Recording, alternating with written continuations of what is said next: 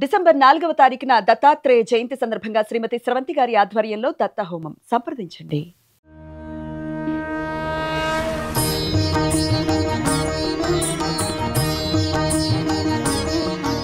శరణాగతి మార్గం కార్యక్రమానికి స్వాగతం, సుస్వాగతం. ఈ రోజు మనం ఒక దివ్య దేశం గురించి తెలుసుకునే ప్రయత్నం చేద్దాం. మనం మొన్నటిదాకా చెప్పుకున్న ఎపిసోడ్స్ లో ఒక్కొక్క ఎపిసోడ్ లో మంచి ఉద్యోగం రావాలంటే ఏ దివ్య దేశాన్ని మనం సందర్శించాల్సి ఉంటుంది, పెళ్లి కావట్లేదు అని అంటే ఏ దివ్య దేశాన్ని మనం సందర్శించాల్సి ఉంటుంది. ఇట్లాగా 2-3 దివ్య దేశాల గురించి చెప్పుకున్నాం. ఇలా చెప్పుకుంటూ పోతే 106 దివ్య క్షేత్రాలకి ఒక్కొక్క దివ్య క్షేత్రానికి సంబంధించి ఒక్కొక్క స్టోరీ ఉంటుంది. ఆ స్టోరీకి సంబంధించి ఒక్కొక్క మహిమ ఉంటుంది. ఎందుకంటే సాక్షాత్తు ఆళ్వార్లే ఆ స్వామిని పూజిస్తూ పాటలు పాడుతూ మంగళ శాసనాలు చేయడం జరిగిందనమాట. కాబట్టి ఈ రోజు ఇంకొక దివ్యక్షేత్రం గురించి తెలుసుకుందాం. ఇక్కడ ఏంటంటే చాలా మందికి పెళ్ళైనా సరే సంతానం కలగట్లేదు అని చెప్పి పాపం బాధపడుతూ ఉంటారు. సో మరి సంతానానికి సంబంధించి ఇదే అంశం గురించి ఏ దివ్యక్షేత్రాన్ని దర్శిస్తే మంచి జరుగుతుంది అన్నది మనకి వివరించడానికి వైష్ణవ ధర్మ ప్రచారకురాలు పద్మజ రామానుజదాస్ గారు ఉన్నారు. అడిగి తెలుసుకుందాం. అమ్మ నమస్కారం. నమస్తే అండి. అమ్మ, ఇలాగా కొన్నిసార్లు నాకు అనిపిస్తుంది, ఇది చేస్తే ఇది జరుగుతుంది, ఇది చేస్తే ఇది జరుగుతుంది, ఇది నిజమేనా అసలు అని అనుకుంటూ ఉంటాం. కానీ సాక్షాత్తు ఆళ్వార్లే మంగళశాసనం చేసినటువంటి ప్రదేశం కదా, ఆ ప్రదేశానికి కూడా విశిష్టత తప్పకుండా ఉంటుంది అన్నది కూడా మళ్ళీ మన నమ్మకమే, మళ్ళీ మన విశ్వాసమే. ఖచ్చితంగా ఆ భగవంతుడి మీద విశ్వాసం ఉంచి మనం ఆ కోరికను ఆయన దగ్గర విన్నపం చేస్తే తప్పకుండా ఆయన నెరవేరుస్తాడు. ఆయన మన కోరికలు తీర్చడానికే ఏం చేస్తాం. మరి మళ్ళీ మన కోరికలు చెప్పుకోకూడదు కదా, అన్ని ఆయనకే తెలుసు కదా. విషయం విన్నపం చేయటంలో తప్పు లేదు. నాకు అమ్మాయే కావాలి లేకపోతే అబ్బాయే కావాలి, ఇది కోరిక కింద అవుతుంది. సంతానం దేనికోసం? మనం సంతానం కనేది వంశాభివృద్ధి కోసం, వంశం వృద్ధి చెందటం కోసం. అటువంటి ఆ యొక్క కోరికను మనం అడిగినవన్నీ ఇస్తాడు. ఎప్పటి వరకు? తాను ఇవ్వదలిచింది మనం అడిగేంత వరకు. ఆయన దగ్గర చాలా ఉంది. మోక్షమే ఇవ్వాలనుకుంటున్నాడు. ఇవన్నీ ఆయనకి ఇవ్వటం ఒక లెక్కేం కాదు. మోక్షాన్నే ఇచ్చేటువంటి జనార్దనుడు మనం అడిగే ఏ కోరికనైనా కూడా ఇస్తాడు. ఏకైక ఫలలాభాయ సర్వలాభాయ కేశవ అన్నారు. కాబట్టి తప్పకుండా కోరికలు తీర్చడానికి ఆ స్వామి వేంచేసి ఉన్నాడు. సరే, ఆ కోరిక నెపంతో అయినా తన దగ్గరకు వస్తే ఆ తీరితే వాళ్ళకి బాగా గురి వస్తుందండి. ఎప్పుడైనా చూడండి, నమ్మకం ఇంకా పెరిగిపోతుంది. ఆహా, ఆ స్వామి నేను అడిగినది ఇచ్చాడు అని ఆయన మీద ఇంకా విశ్వాసం. నిదానంగా ఏమవుతుందంటే, మనం అడిగినవన్నీ ఇస్తున్నాడు ఆ స్వామి, అసలు అడగాల్సిన పని ఉంది, ఆయన తెలీదా అనే ఒక మెచ్యూరిటీ లెవెల్కి వచ్చేస్తాం. మీరు ఆ స్టేట్కి వచ్చేసారు కదా ఆల్రెడీ. అట్లా వచ్చేసి మనం ఎందుకు అడగటం, ఆయనకు తెలీదా ఏంటి, మనకి ఎప్పుడో ఇవ్వాలో అనే ఒక మానసిక స్థిరత్వం ఏర్పడిన తర్వాత మనం అడగం. ముందు కోరికలతోనే ఆశ్రయించినా అల్టిమేట్ గా ఆయనే దానికి ఆ స్థితికి తీసుకువెళ్తాడు. ఏదైనా ఆయన ఆశ్రయించడం ప్రధానం. దానికోసం పెద్దలు ఏం చెప్తారంటే, కాంచీపురం అందరికీ తెలిసినటువంటిదే, కంచి పట్టు చీరలకు ప్రసిద్ధి చెందినటువంటి క్షేత్రం. ఈ క్షేత్రానికి సుమారుగా 13 కిలోమీటర్ల దూరంలో తిరుపుట్కుళి అని ఒక క్షేత్రం ఉంది. పుళ్ళు అంటే పక్షి. ఆ పక్షి అయినటువంటి జటాయుకి మోక్షాన్ని ఇచ్చినటువంటి ప్రదేశం అని ఈ ప్రదేశాన్ని కూడా చెప్తారు. తిరుపుట్కుళి క్షేత్రంలో జటాయు అనేటువంటి పక్షికి బ్రహ్మ మీద సంస్కారమే చేశాడు రామచంద్రమూర్తి అని అంటారు. ఇక్కడ వేంచేసి ఉన్నటువంటి స్వామి కూడా విజయరాఘవ పెరుమాళ్ పేరు మీదుగా ప్రసిద్ధి. చతుర్భుజాలతో వేంచేసి ఉంటాడు, శంఖ చక్రాలతో వేంచేసి ఉంటాడు రామచంద్రమూర్తి. శ్రీదేవి భూదేవి సమేతంగా వేంచేసి ఉంటాడు. అంటే ఆ స్వామి మోక్షాన్ని అనుగ్రహించే సమయంలో శ్రీదేవి భూదేవి వేంచేసి, అది కూడా గబగబా వేంచేయటంలో తారుమారైపోయారట.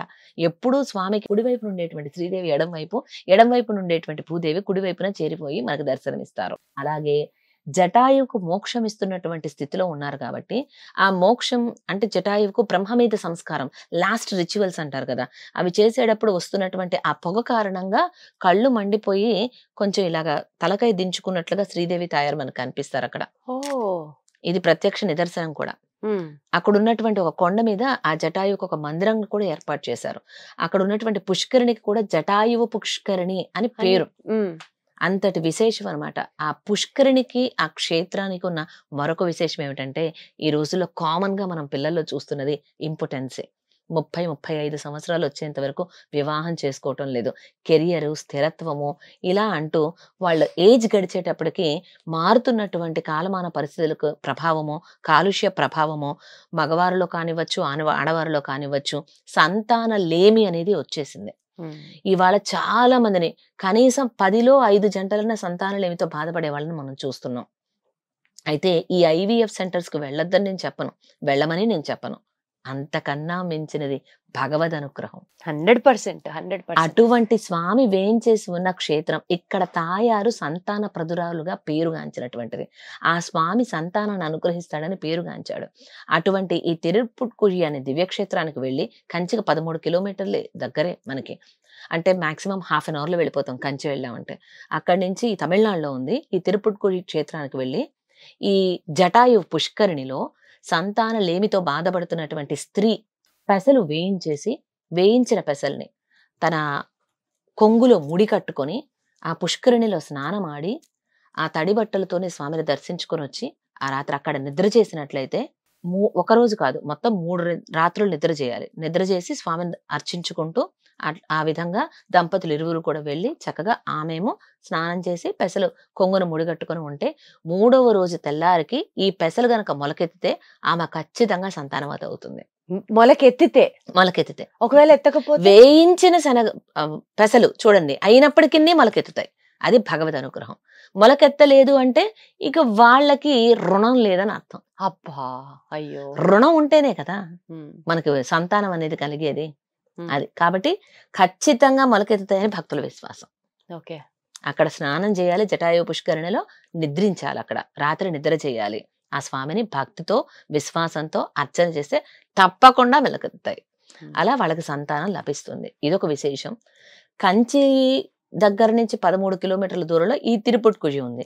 ఇక్కడ దాకా కూడా వెళ్ళనవసరంలా. కంచిలోనే తిరువెహక అని ఒక దివ్యక్షేత్రం ఉంది. యథోక్తకారి సన్నిధి అంటే ఎవరైనా ఆటో వాళ్ళు తీసుకువెళ్తారు.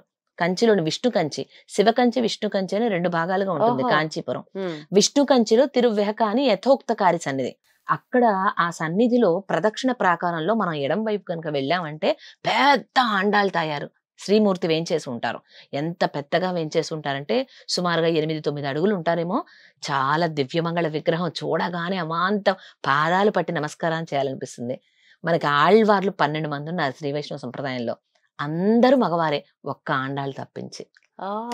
12 మందిలో ఈమె ఒక్కతే తల్లి. అమ్మ చూడండి మనం అడగకుండానే అన్ని ఇస్తుంది. ఈ క్షేత్రంలో యథోక్తకారి సన్నిధిలో ఆండాళ్ళ తల్లి సంతానాన్ని అనుగ్రహిస్తుందని పేరు.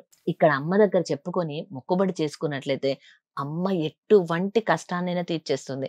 బిడ్డలకు కష్టం వస్తుంది, అమ్మ ఓర్చుకుంటుందా? అస్సలు ఎప్పుడు. ఖచ్చితంగా సంతానం అనుగ్రహిస్తుంది. సంతానం లేమితో బాధపడే వాళ్ళు ఈ ఆండాళ్ళ సన్నిధిలో మొక్కుబడి చేసి ఖచ్చితంగా సంతానం లభిస్తుంది. సంతానం లభించిన తర్వాత ఆ బిడ్డని, మగబిడ్డ కానివ్వండి ఆడబిడ్డ కానివ్వండి, సంతానాన్ని తీసుకొని అమ్మవారి సన్నిధికి వెళ్ళి ఒక చిన్న వెండి ప్రతిమ శ్రీమూర్తి పారాడే కృష్ణయ్యని కూడా అక్కడ సమర్పించడం అనేది ఆనవాయితీగా మనం చూస్తూ ఉంటాం.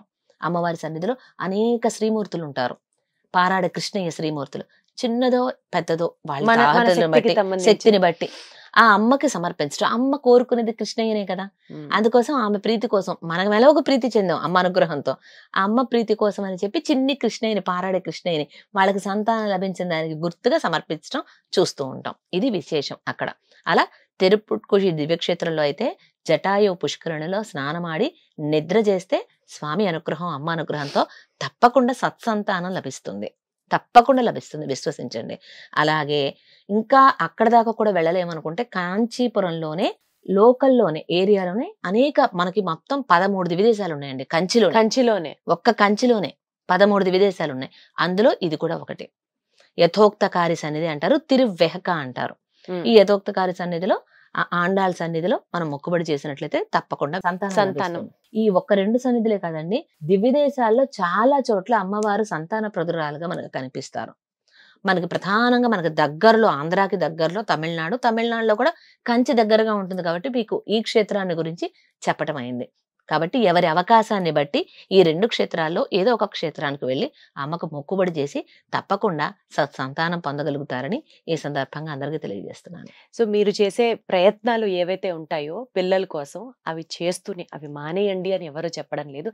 కానీ ఆ దేవుడి మీద విశ్వాసంతో ఇది కూడా ప్రయత్నం చేయండి, ఖచ్చితంగా సత్సంతానం లభించుగాక. ధన్యవాదాలమ్మా. నిజంగా గనక ఇది నెరవేరితే, మన ఎపిసోడ్ చూసి ఎవరన్నా ఇట్లా ప్రయత్నం చేసి నెరవేరితే వాళ్ళ కళ్ళల్లో ఆనందం ఉంటుంది చూసారా, అదే మనకి బోలెడంత ఆశీర్వచనాలు, మనకి బోలెడంత బ్లెస్సింగ్స్. ఒక రకంగా చెప్పాలి, కళ్ళు విశ్వసించి దాని ఫలితాన్ని పొందిన మనం చేసిన ఈ ప్రయత్నం 100% సఫలమైనట్లే. సఫలమైనట్టే లెక్క. నేను అదే నమ్ముతున్నాను. ధన్యవాదాలమ్మా ఇన్ని మంచి మాటలు చెప్తున్నందుకు గాను. సర్వం శ్రీకృష్ణార్పణమస్తు. జై శ్రీమన్నారాయణ.